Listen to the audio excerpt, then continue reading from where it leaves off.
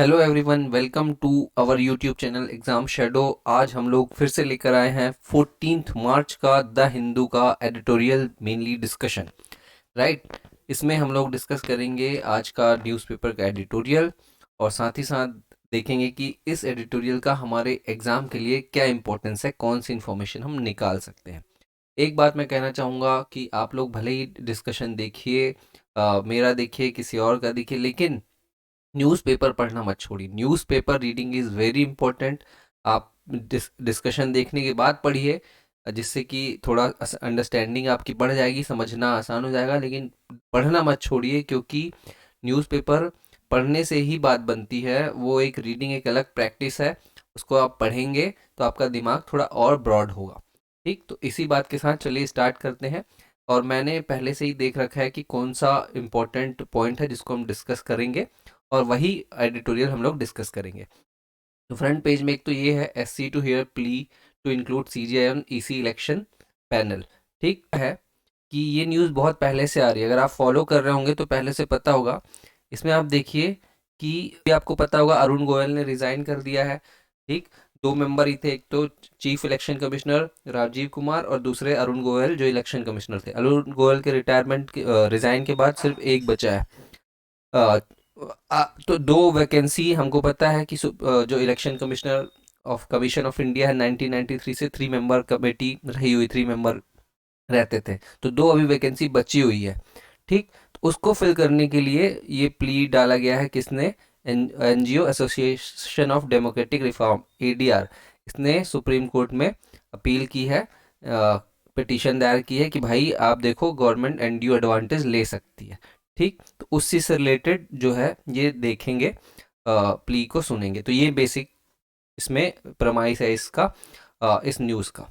ठीक, और प्रॉब्लम क्या था कि देखो, आप इसको देखोगे कि मैटर ऑफ कंसर्न क्या है। देखो, एनजीओ क्या प्ली बोल रहा है, stay the implementation of section 7 of the chief election commissioner and other election commission service act 2023। ये गवर्नमेंट ने बनाया है एक्ट। उसमें सेक्शन 3 में ये बोला गया है कि direct the Union of India to appoint the vacant position of election commissioner till the pendency of case in the Supreme Court. ठीक, मतलब प्ली बोल रहा है कि आप यूनियन को बोलो कि जब तक वैकेंट पोजीशन है तब तक अभी मत फिल करो, जब तक सुप्रीम कोर्ट इसकी हियरिंग कर रहा है इस पिटीशन की। और bring the CJI back on the board the high profile selection committee headed by the prime minister for appointment of ECs. है ना? ये है एक, इन लोग का 3 पॉइंट ये कहना चाह रहे हैं। ठीक, तो ये न्यूज़ आप लोग पहले से पढ़ रहे होंगे। नेक्स्ट हम देखते हैं, इंपॉर्टेंट न्यूज़ है जो एडिटोरियल में है। एडिटोरियल में आप आएंगे तो एक तो ये है, India's R and D funding breaking down the numbers. ये एक अच्छा आर्टिकल है। ठीक, फिर ये रॉन्ग मैसेजिंग वाला आर्टिकल, इसको छोड़ सकते हैं हम। ये पॉलिटिकल पॉलिटिकल नेचर का आर्टिकल है, जिससे हमारे एग्जाम में ज़्यादा फर्क नहीं पड़ता। सीए क्या है हमको पता ही होगा। फिर उसके बाद ये नेक्स्ट है, अ फ्रेश स्टांस। इसको थोड़ा सा हम देख लेंगे।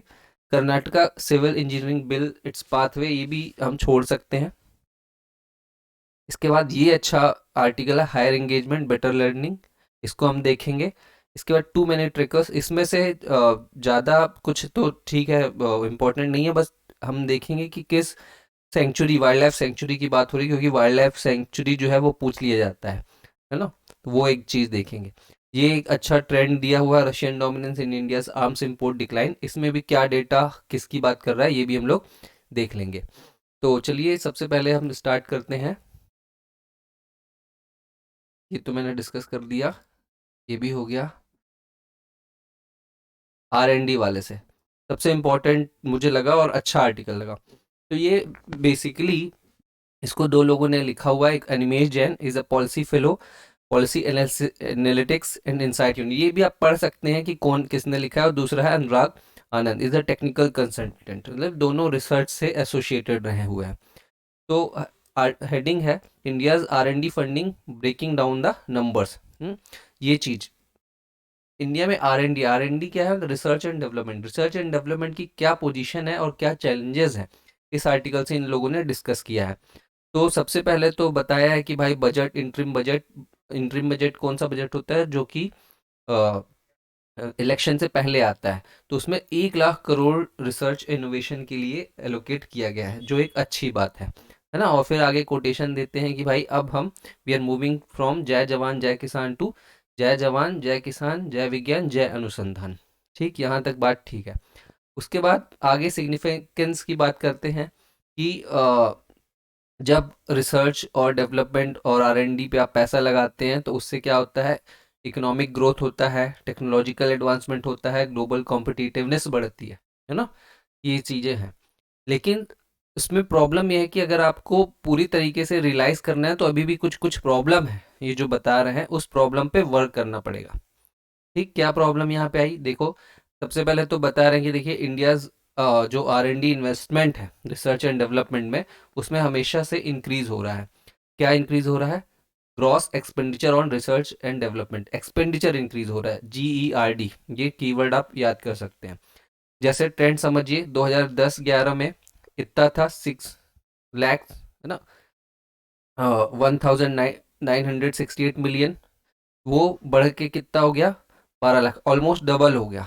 ठीक, लेकिन अगर जीडीपी के टर्म में देखें तो ये अभी बहुत कम है, जीडीपी के टर्म में 0.64% ही है, जो कि बाकी डेवलप्ड नेशन से बहुत कम है। China 2.4% of its GDP, Germany 3.1%, south Korea 4.18% and United state 3.5% of their GDP.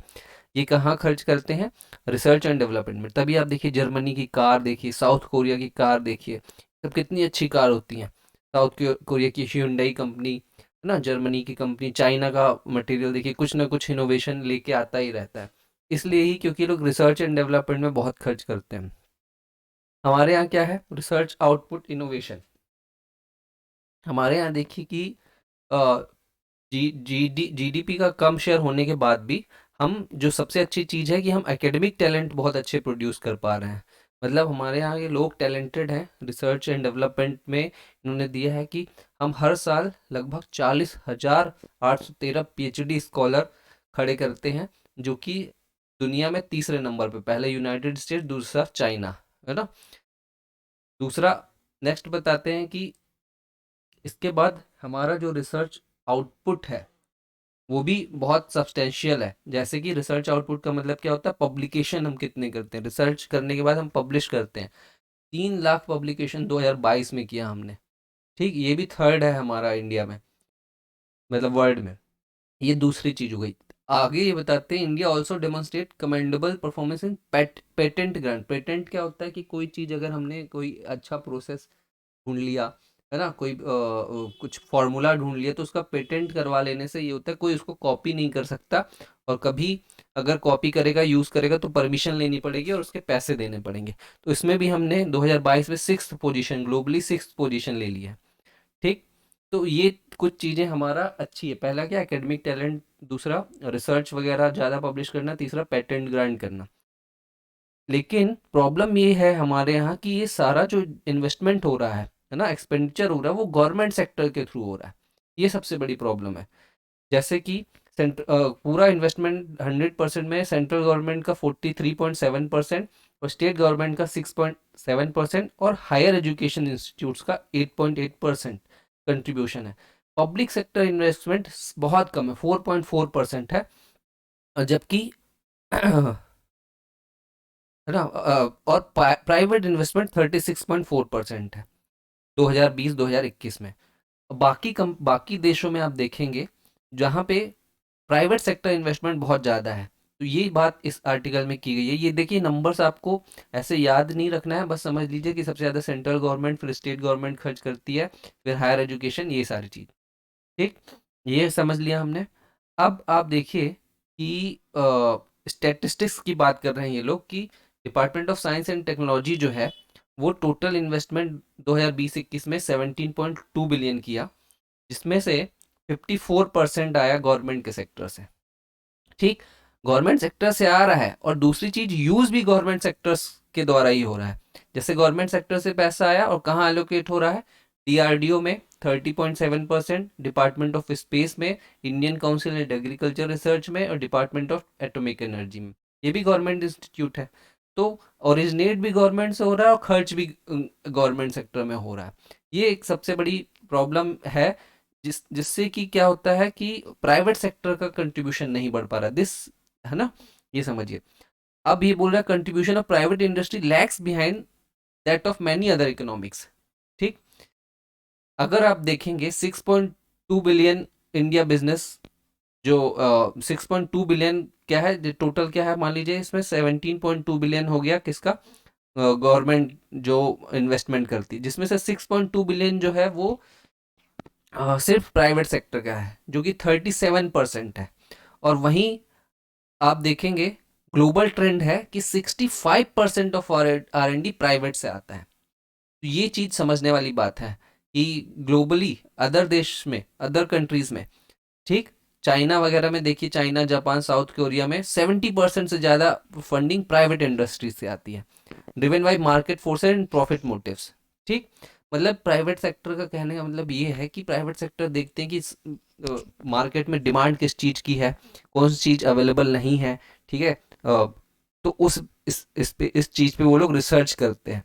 तो जापानीज मॉडल कुछ हमारे इंडिया मार्केट में भी आता है, ये कार आती है तो हर साल देखिए कुछ ना कुछ नया इनोवेशन होके आती है, कुछ नए फीचर्स होते हैं और बहुत अच्छे फीचर्स होते हैं, तो उससे उनको प्रॉफिट भी होता है, इकोनॉमी ज़्यादा ग्रोथ करती है। हमारे यहाँ ऐसा नहीं हो पा रहा है।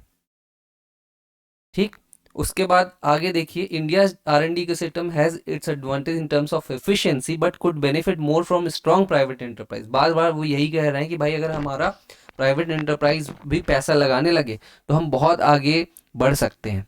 ठीक, फिर ये बोला देखिए, हायर एजुकेशन इंस्टीट्यूट भी बहुत माइनर रोल प्ले करते हैं, सिर्फ 8.8% ही कंट्रीब्यूट करते हैं। बाद में बोलते हैं कि भाई आपको समझना पड़ेगा कि जब तक मल्टी प्रोंग अप्रोच नहीं होगा, जब तक R&D में एजुकेशन, इंडस्ट्री और गवर्नमेंट तीनों मिलके काम नहीं करेंगे तो बात नहीं बनेगी।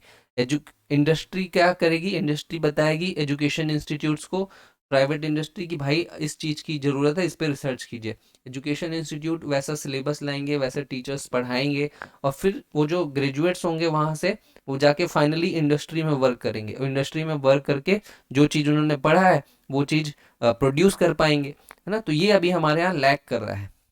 ठीक, R&D इकोसिस्टम, अभी ये प्रॉब्लम है।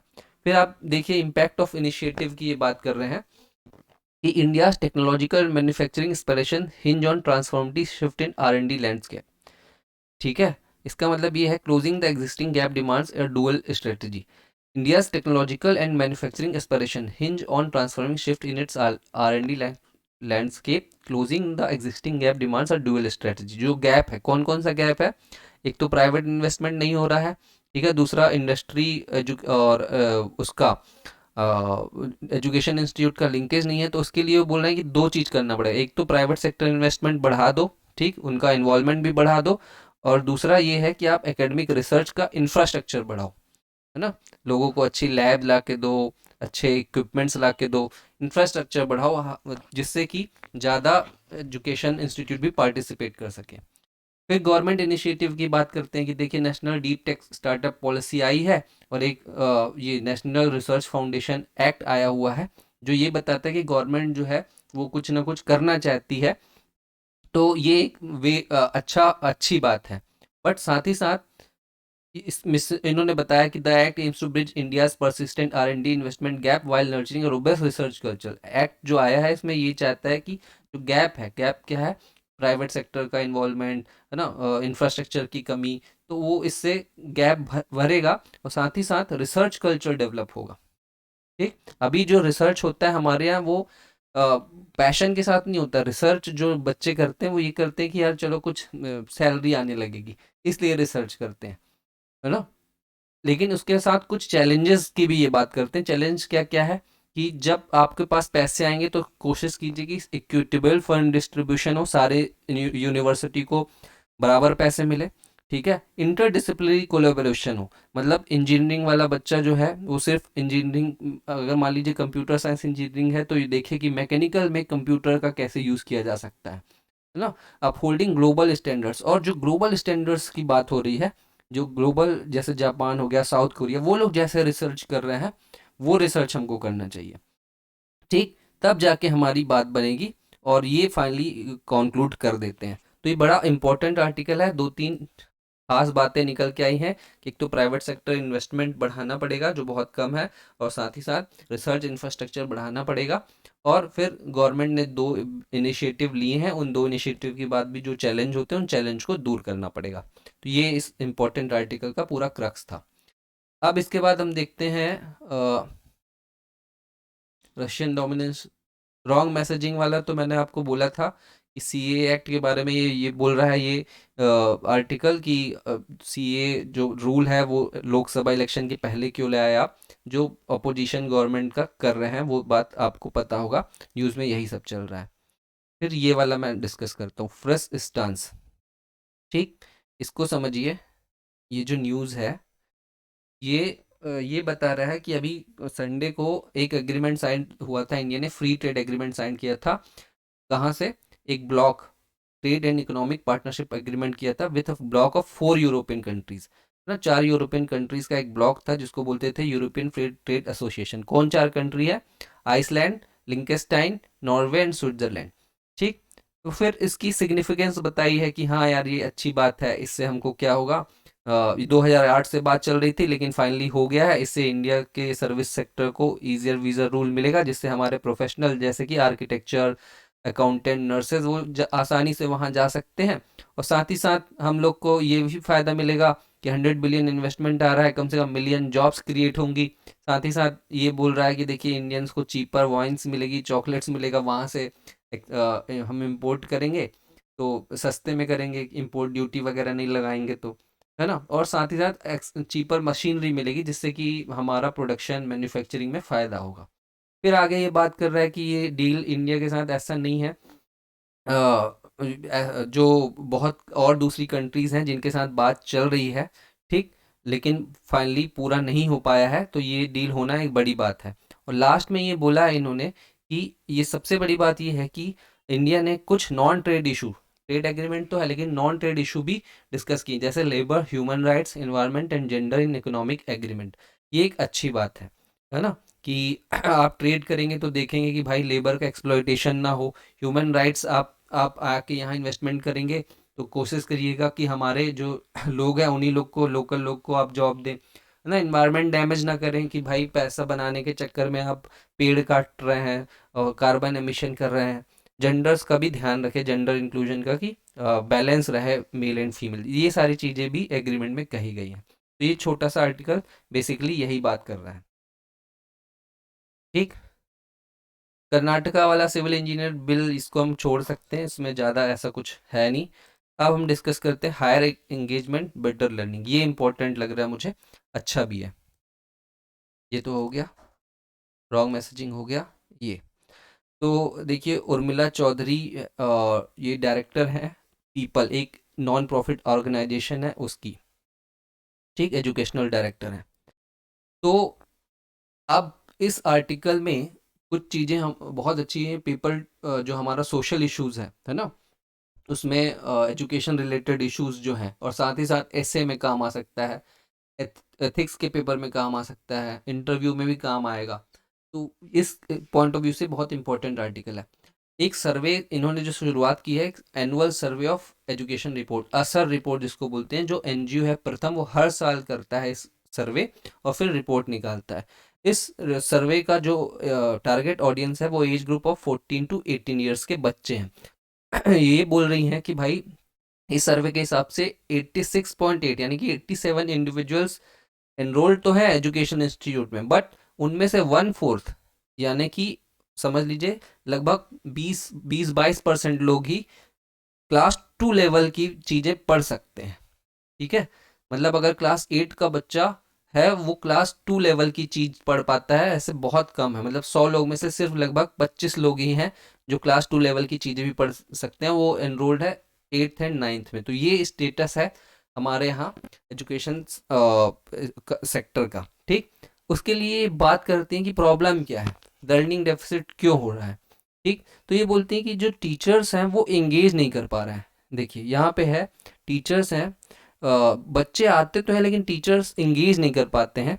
गवर्नमेंट इस poor student attendance, teachers lose, हाँ, और फिर जब इंगेज नहीं कर पाते हैं तो बच्चे नहीं आते, जब बच्चे नहीं आते तो टीचर्स का इंटरेस्ट, मोटिवेशन खत्म हो जाता है, और वही साइकिल चलती रहती है, चिकन एग सिचुएशन कि पहले अंडा आया है मुर्गी, वही प्रॉब्लम चलती कि जब बच्चे क्यों नहीं आ रहे हैं, टीचर इंगेज नहीं कर पा रहे हैं, बच्चे मोटिवेटेड नहीं है क्लासरूम जाने के लिए, जब बच्चे नहीं आते तो टीचर को अच्छा नहीं लगता है। ठीक, अब बच्चे क्यों नहीं आ रहे हैं ये समझिए। Student learn when there is a motivation to do so, that happens in the class. Classroom boring है, मीनिंगफुल नहीं है ना। क्या होता है, टीचर सिर्फ सामने बैठे हुए दो चार बच्चों को फोकस कर रहे होते हैं, क्वेश्चन और आंसर ब्लैक बोर्ड में लिख देते हैं, बच्चों को सिर्फ वही कॉपी पेस्ट करना होता है। टीचर को कोई मोर इम्पोर्टेंट वर्क आ गया तो वो वापस क्लास से बाहर चला जाता है ना। तो इसलिए ये प्रॉब्लम हो रही है। कोई क्वेश्चन अगर चिल्ड्रन बच्चे पूछे बच्चों से टीचर, तो क्लास कोरस में आंसर दे रही होती है ना। जैसे हम बहुत सारे वीडियो देखते हैं, टीचर बोलेगा एक, बच्चे सारे के सारे उसको रिपीट करेंगे। टीचर पूछेगा कि हाँ सबको समझ में आ गया, बच्चे बोलेंगे हाँ समझ में आ गया है। ठीक, तो ये सिस्टम चल रहा है। ये प्रॉब्लम ये बता रही है कि ये सबसे बड़ी प्रॉब्लम है ऐसा होने का। ठीक, अब क्या करना चाहिए, सॉल्यूशन की भी बात करें कि टू वे कम्युनिकेशन होना चाहिए। टू वे कम्युनिकेशन मतलब स्टूडेंट टीचर तो बात करते ही है वन वे कम्युनिकेशन में कि ये पढ़ो ऐसे पढ़ो, लेकिन अब टीचर स्टूडेंट को भी ये इतना फ्रीडम होना चाहिए कि वो भी बात कर सके। जैसे कि टीचर जो है किसी भी स्टूडेंट से क्वेश्चन पूछ ले रैंडमली, तो स्टूडेंट अटेंटिव रहेगा। ठीक, चिल्ड्रन को लगेगा कि हाँ मेरी मुझे भी सारा फोकस दिया जा रहा है। Every child gets to touch feel and use the learning material. सारा लर्निंग मटेरियल आप सारे चाइल्ड को, बच्चों को दो, है ना। कोई कोई भी चीज, कोई मैथ्स कोई किट है मान लीजिए, कोई साइंस किट है, तो सारे बच्चों को दीजिए। ये नहीं कि जो अच्छा है उसी को दे दिया, वही करके दिखा दिया, ऐसा नहीं होना चाहिए। फिर मतलब ऐसा करने से क्या है, बच्चा लगेगा कि हाँ मैं खुद सीख रहा हूँ, है ना। इससे टीचर स्टूडेंट पार्टिसिपेशन और एंगेजमेंट बढ़ेगा भी। उसके साथ क्या होना चाहिए कि आप कोई बायसनेस नहीं होना चाहिए, gender caste religion special needs disability का सबको इंपॉर्टेंट फोकस दीजिए। This seems like simple promise when they is so difficult to implement in the classroom. वो ये बोल रही हैं कि देखिए इतना सिंपल सा बात है, लेकिन फिर भी क्लासरूम में पता नहीं क्यों इसको प्रॉब्लम आ रही है ये इम्प्लीमेंट करने के लिए। प्रॉब्लम बता रही हैं कि एजुकेशन सिस्टम में क्या है, इंक्लूडिंग इनएडिक्वेट टीचर एलोकेशन। ये चीज़ हम लिख सकते हैं, ये हमारे काम आ जाएगा कि टीचर का एलोकेशन कम है, 100 बच्चे हैं, 100 में से 4 टीचर ही हैं, 2 टीचर ही, ऐसा है। पुअर सिस्टमेटिक गवर्नेंस, है ना। अच्छे से रूल्स रेगुलेशन नहीं बनाए जा रहे हैं। टीचिंग प्रैक्टिस आउटडेटेड हो चुकी, जो आज से 20 साल 30 साल पहले प्रैक्टिस थी वही प्रैक्टिस चली आ रही है। टीचर सपोर्ट एंड कोचिंग, सही से टीचर्स को ही सपोर्ट नहीं मिल रहा है ना। और इसलिए ये सब प्रॉब्लम आ रही है। बहुत सारे टीचर हैं जो अच्छा पढ़ाते हैं, लेकिन फिर भी वो लोग, उनको सपोर्ट नहीं मिल रहा, इसलिए अच्छा नहीं कर पा रहे हैं, है ना। फिर टीचिंग द टीचर, अब लास्ट में ये बात करती हैं कि भाई आपको क्या करना है, सबसे पहले टीचर को ही ट्रेन करना है, उनको ही ट्रेन करो। टीचर जो आ रहे हैं वो भी इसी तरीके से पढ़ के आ रहे हैं, उनको नहीं पता कि इनोवेटिव टेक्निक क्या है। साथ ही साथ जब आप उनको टीचर ट्रेनिंग देते हो तो ज़्यादातर वन वे कम्युनिकेशन सेमिनार के जैसा होता है, उनको पढ़ा दिया और वही चीज़ यहाँ पे भी पढ़ाते हैं। जबकि होना क्या चाहिए कि उनको 70% प्रैक्टिस करवाओ और 30% थ्योरी पे फोकस करो, जिससे कि वो समझे कि हाँ इंगेजमेंट होता क्या है, कैसे उनको बच्चों को इंगेज करना है ना। और साथ ही साथ सपोर्ट करो टीचर को। आपको, all of us need coaching and hand holding to support in adopting new behaviour. हमको न्यू बिहेवियर के लिए टीचर को ट्रेन करना पड़ेगा।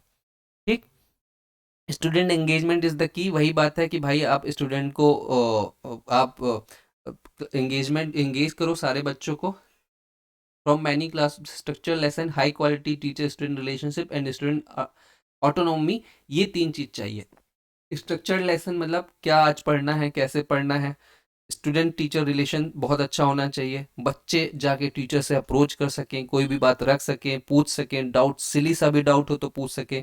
और स्टूडेंट को फ्रीडम हो डाउट पूछने का, कुछ अलग से करने का, इनोवेटिव करने का, तब जाके लर्निंग आउटकम बढ़ेगा और टीचर इंगेजमेंट, बच्चों का जो है, जो दूसरे क्लास के बच्चे भी, मतलब 8th क्लास के बच्चे जो नहीं पढ़ पा रहे हैं वो पढ़ना वगैरह चालू करेंगे। ये बात इन्होंने कही है, अच्छा आर्टिकल है, इसको आप पढ़ सकते हैं।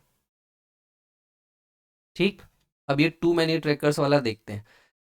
ये यही बोल रहे हैं कि भाई कर्नाटक में जो इको टूरिज्म है वो प्रॉब्लम हो रही है कि बहुत सारे ट्रैकर पहुंच जा रहे हैं। ठीक है, क्या प्रॉब्लम है, ये सारी चीज़ें ज़्यादा इसमें मेंशन नहीं है। इसमें बस ये देखिए कि किस सेंचुरी की बात कर रही हैं। ये है पुष्पागिरी वाइल्ड लाइफ सेंचुरी। तो ये आपको याद रखना है कि पुष्पागिरी वाइल्ड लाइफ सेंचुरी जो है वो कहाँ है, कर्नाटका में है। और इट इज़ ये इसमें आगे देखेंगे कि ये जो है प्रपोज वर्ल्ड हेरिटेज साइट है यूनेस्को में। 21 सेंचुरीज है कर्नाटक में, जिसमें से एक पुष्पागिरी वाइल्ड लाइफ सेंचुरी है, प्रपोज वर्ल्ड हेरिटेज साइट है ना। वर्ल्ड हेरिटेज साइट कौन देता है, यूनेस्को देता है। आपको पता होना चाहिए अभी कितनी वर्ल्ड हेरिटेज साइट है इंडिया में, वो भी एक बार पता होना चाहिए। तो बस ये इन्फॉर्मेशन इसमें से हम देख सकते हैं। नेक्स्ट है, आप ये तो डिस्कस कर लिया, ये Russian dominance in India's arm import declines. ये इम्पोर्टेंट है, प्री में एक इसका ट्रेंड वगैरह पूछा जा सकता है। तो इंडिया आपको पता है बहुत सारा आर्म इंपोर्ट करता है, इंपोर्ट बिल बहुत ज़्यादा है, एक तो ऑयल एनर्जी का, दूसरा आर्म्स का। क्यों, क्योंकि हमारे पास एक ऐसा नेबर है, एक तो दो नेबर है बेसिकली, पाकिस्तान एंड चाइना, जिसके कारण हमको हमेशा अपना मिलिट्री स्ट्रेंथ स्ट्रॉन्ग रखना पड़ता है। ठीक, तो वो तो एक अलग बात हो गई। लेकिन अब ये है कि लास्ट 15 ईयर्स में ये देखा गया है कि हमारा डिपेंडेंस है जो रशिया के ऊपर था वो कम हुआ है। किसके हिसाब से बोला गया है, सीप्री की एक रिपोर्ट। सीप्री क्या है, Stockholm International Peace Research Institute, जो कि थिंक टैंक है, कहाँ की, स्वीडिश की ना। ये सीप्री की रिपोर्ट से भी कुछ क्वेश्चन पूछे जाते हैं प्रीलिम्स में, तो आप याद रखिएगा। ये बोल रहा है 76% of arm imported by India during 2009-13 period was from Russia. 2009 से 13 में 76% आर्म्स रशिया से इंपोर्ट होता था, जबकि अब 2019-23 में 36% रह गया है, तो ऑलमोस्ट हाफ हो गया है। ठीक, तो मतलब डाइवर्सिफाई कर रहे हैं हम लोग, ये अच्छी बात है डाइवर्सिफाई करना। डाइवर्सिफाई करने से क्या होता है कि आप एक कंट्री पर डिपेंडेंट नहीं होते, और हमारी जो फॉरेन पॉलिसी है वो हम इंडिपेंडेंटली प्रैक्टिस कर सकते हैं। ठीक, अभी भी सबसे लार्जेस्ट है, लेकिन फुली डिपेंडेंट नहीं। अभी हम किससे, कहाँ से ले रहे हैं, फ्रांस और यूएस से भी ले रहे हैं। फ्रांस शेयर जो कि 2009 और 13 में 0.9% था, वो बढ़ के 33% हो गया है। और हमारा सेकेंड लार्जेस्ट, पहला कौन है, रशिया ही है, दूसरा फ्रांस बन गया है। यूएस का शेयर जो था, कितना था, 8% था 2009-13 में, वो 13% हो गया। तो अभी यूएस पीछे है, लेकिन हाँ बना हुआ है हमारा सोर्स ऑफ इंपोर्ट। ठीक है, तो ये ट्रेंड समझना पड़ेगा आपको कि क्या ट्रेंड हो गया है। आगे देखिए, 2019-23 में India climb one spot to become the world's biggest arm importer, displacing Saudi Arabia. 2023, 19 और 23, 4 साल के बीच में हमसे आगे सऊदी अरेबिया था। अब हम सऊदी अरेबिया से भी आगे हो चुके हैं आर्म्स इंपोर्ट में। India share in global arms import rose from 9.1% to 9.8%। ठीक, मतलब हम जो वर्ल्ड के दूसरे कंट्रीज हैं सब इंपोर्ट करते होंगे आर्म्स, सब तो बना नहीं पाते, उसका 10% हम इंपोर्ट करते हैं। ठीक है, ये चीज़ है। तो हाँ, ये बस इतना था। चार्ट वगैरह आप चाहो तो देख सकते हो कैसे कहाँ से क्या हुआ है, तो चार्ट समझोगे। चार्ट 1 में रशिया का कम हुआ है ना 2023 में, फ्रांस का बढ़ा है, यूएस इसराइल से भी हम मंगाते हैं। रशिया का देखो यहाँ पे कितना ज़्यादा था, फिर ये धीरे धीरे कम हो गया है।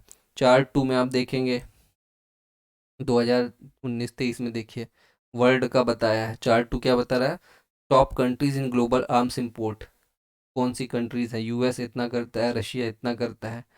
हाँ, तो यहाँ से यहाँ बढ़ा है, एक्सपोर्टर है ये, सॉरी ये एक्सपोर्टर है। तो यूएस पहले 34% से 42% एक्सपोर्ट करने लगा, रशिया 11% कम हो गया इम्पोर्टर में। इंडिया का इंपोर्ट बढ़ा है ना। 2014-18 में 9.1% था, अब 9.8 हो गया। सऊदी अरेबिया कम कर रहा है, जबकि सऊदी अरेबिया देखिए आप रिलेशन किससे बना रहा है, इसराइल वगैरह से अच्छे रिलेशन बना रहा है। कतर का देखिए कितना बढ़ गया, कतर को अभी भी खतरा है। यूक्रेन का कितना बढ़ गया है, यूक्रेन का इंपोर्ट, वॉर चल रहा है। पाकिस्तान का आर्म इंपोर्ट बढ़ा है ना। चाइना का आर्म इंपोर्ट कम हुआ है। ये सारी चीज़ें वर्ल्ड में कैसे जियोपॉलिटिक्स चेंज हो रही है, ये हमको बताती है। इंडिया का आर्म इंपोर्ट बढ़ना बताता है कि अभी इंडिया अपने आप को इतना सिक्योर नहीं मानता है ना। मैंने एक शॉर्ट शेयर किया था, अगर आपको याद हो, related to India's GDP growth. इसमें ये कहा गया था कि 10 साल 25 साल तक इंडिया अगर 13.5% से ग्रो करेगा, तो उसके लिए हमको ये कम करना पड़ेगा। देखिए आर्म इम्पोर्ट अभी बहुत ज़्यादा है, आर्म इम्पोर्ट कम करेंगे तब हम 13.5% से ग्रो कर पाएंगे। इसके लिए क्या होगा, हमारे नेबरहुड पॉलिसीज़ को चेंज होना होगा, है ना। नेबरहुड मतलब पीसफुल नेबरहुड होना होगा, तभी जाके हम ये आर्म इम्पोर्ट कम कर पाएंगे। तो ये सारी चीज़ें हैं, एनालिसिस आप लोग धीरे धीरे डेवलप कीजिए। और कुछ अगर डाउट हो, क्वेश्चन इस न्यूज़पेपर रीडिंग में, तो आप कमेंट करके बताइए। कुछ पूछना हो तो कमेंट करके बताइए, पर्सनल मेंटरिंग चाहिए हो तो कमेंट करके बताइए, ठीक। अब जज एंड ब्यूरोक्रेट्स ज्वाइनिंग पॉलिटिक्स, ये टेक्स्ट एंड कॉन्टेक्स्ट का है। तो ये आ चुका है एक आर्टिकल 12 मार्च वाले में, आप देखिएगा एक बहुत अच्छा आर्टिकल था जिसमें उन्होंने अरुण जेटली का कोटेशन, केटी शाह जो हमारे कॉन्स्टिट्यूंट असेंबली के मेंबर थे उनके बारे में बताया है कि तब वो क्या चाहते थे, है ना, कि जज को ज्वाइन करना चाहिए कि नहीं, एथिक्स कोड ऑफ कंडक्ट क्या कहता है। तो ये एक्सप्लेनर में उसी चीज़ को समझाया गया है। ये जो कौन ज्वाइन कर लिया है, अभिजीत गंगोपाध्याय ने बीजेपी ज्वाइन कर लिया, इसलिए ये सारा इशू आ रहा है। अब दूसरा ये, how did Indians and up in Russia Ukraine war. कुछ 35 इंडियंस रशिया में फंसे हैं ना, ऐसी बात आई हुई है। और वो कैसे फंस गए, तो इसके बारे में ही एक्सप्लेन किया गया है। एक बार पढ़ सकते हैं, ज़्यादा इम्पोर्टेंट मुझे नहीं लग रहा। तो दोस्तों इसको आज हम लोग यहीं एंड करते हैं, इस डिस्कशन को। और आपको कुछ भी डाउट हो कमेंट करके बताइए, वीडियो को लाइक कीजिए, शेयर कीजिए और सब्सक्राइब कीजिए। Thank you once again.